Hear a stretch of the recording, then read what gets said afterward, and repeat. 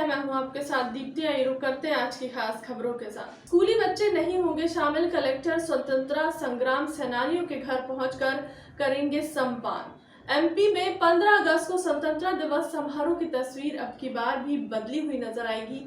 स्कूली बच्चे समारोह में शामिल नहीं होंगे, जबकि स्वतंत्रता संग्राम सेनानी, कारगिल में शहीद हुए सैनिकों के परिवार और प्रदेश के लोकतंत्र सेनानियों का सम्मान कलेक्टर उनके घरों में पहुंचकर करेंगे।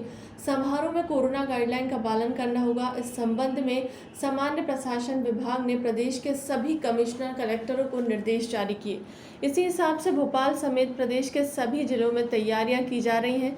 सीएम मोतीलाल नेहरू स्टेडियम में करेंगे ध्वजारोहण। सीएम शिवराज सिंह चौहान सुबह 9 बजे से पहले शौर्य स्मारक पर पहुंचेंगे और पुष्प अर्पित करेंगे। वहीं 9 बजे मोतीलाल नेहरू स्टेडियम में ध्वजारोहण करेंगे व प्रदेश की जनता को संबोधित करेंगे। Police, ASF, CISF, jail guard, home guard की संयुक्त परेड होगी जो मुख्यमंत्री को सलामी देंगे। मध्य प्रदेश के ग्वालियर चंबल संभाग में बाढ़ के कहर बरपा दिया है। बांधों के गेट खोलने से सिंध और सीप नदी का ऐसा रौद्र रूप सामने आया कि 6 पुलों को भारी नुकसान हुआ। सिंध नदी पर बने 5 पुल 2 दिन में ढह गए। इन पुलों का निर्माण 5 से 11 साल पहले हुआ है। इसके अलावा 2 पुल ऐसे हैं जिनका रिकॉर्ड ही उपलब्ध नहीं है। इनका निर्माण 39 से 35 साल पहले हुआ था। लोक निर्माण मंत्री गोपाल भार्गव ने जांच के लिए कमेटी बना दी है।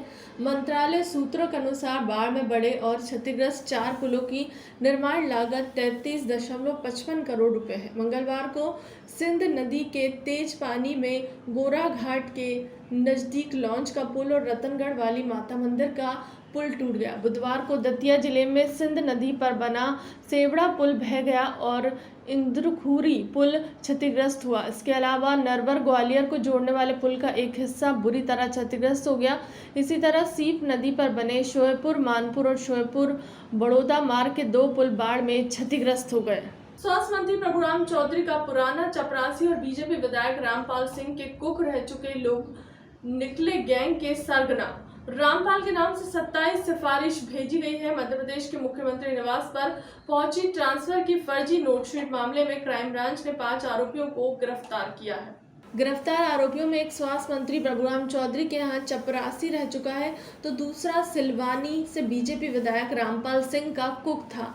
ये दोनों मिलकर 2 कंप्यूटर ऑपरेटर से लेटर टाइप करते थे। इसके बाद एक अन्य व्यक्ति की मदद से फर्जी डिस्पैच नंबर डालकर कर्मचारी से रुपये खाते में डलवाते थे।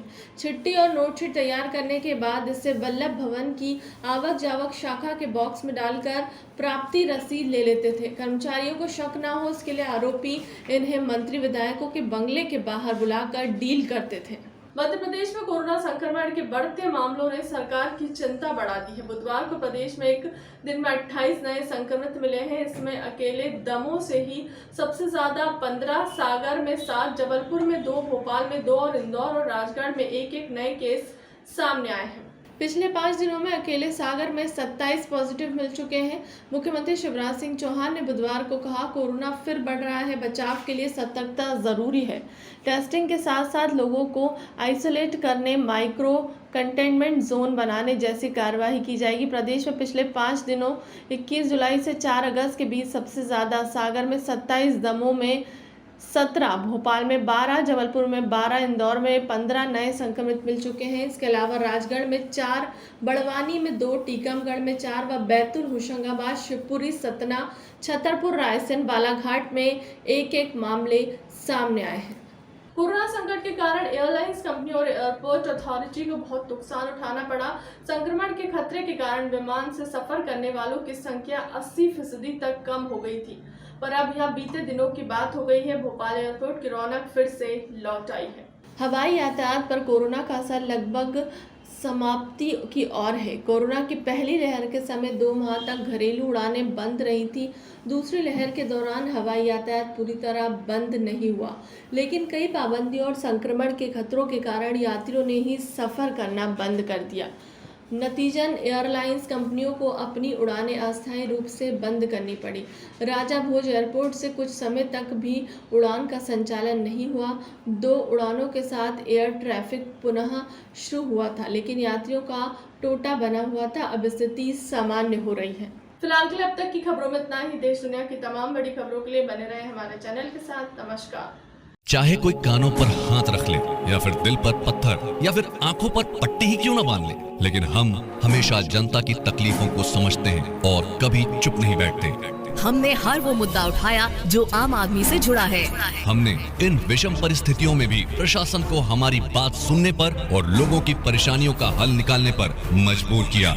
हमारी आवाज न कभी रुकी है न थमी। सच कहने का साहस और सलीका।